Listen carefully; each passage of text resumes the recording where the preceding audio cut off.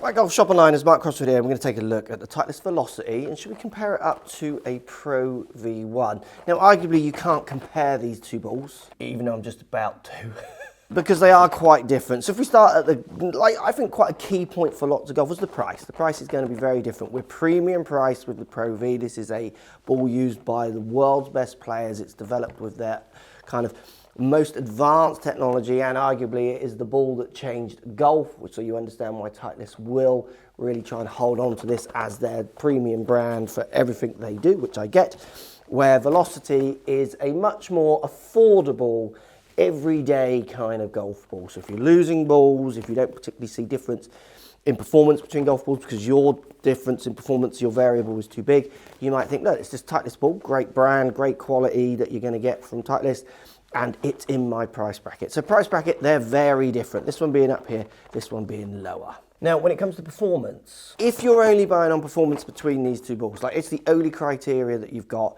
you would be picking Pro V1 every time. I say this to my parents, I say this to my close friends. If it just comes to performance, you're going to use the ball that gives you great distance off the tee, comparable with this one. It's going to give you great spin on approach shots and control, so full approach shots compared to this one. It's going to give you max spin from shorter shots in, so let's say subject to the distances you hit the ball, kind of 9 irons, wedges, down to your chipping clubs. It's going to outperform for consistency and quality of retaining higher spin than this one. Even across different conditions, you might find that this one outperforms this one. So when it comes to performance, Pro V is up there, Velocity is kind of a mid-range. Now when it comes to the feel of these two balls, how it feels when you hit them, this is going to feel quite soft and so is this. If anything, this is going to feel a fraction softer. Is that something you buy into? But there's going to be next to nothing in it. I personally wouldn't be advising you to buy purely on how it feels off the face. For me, as a golf coach, I'm going to say, why don't you just go with the one with performance? Now, if it's the combination of all these factors, now we are really sitting here, like it's subject to which factor you push to the forefront, price or full performance, because feel-wise, they're both going to feel super, super good.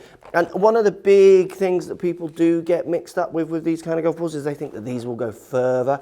Obviously, Velocity, these bigger words, they don't. This will go as far as this off the tee, subject to your launch angles and what you do, but as a rule, if we hit equal shots with both, they're gonna be coming off at the same ball speeds, because the performance of that, remember, it's winning majors, it's winning stuff on tour. They're not gonna sacrifice a key factor to winning, which is distance. You've got to work out what your specifications for your ball buying is, what boxes you're trying to tick. Both of them are made from Titleist, so you're going to get very good quality. For me personally, it would be a no-brainer. I would be gaming that one all year round and not that one.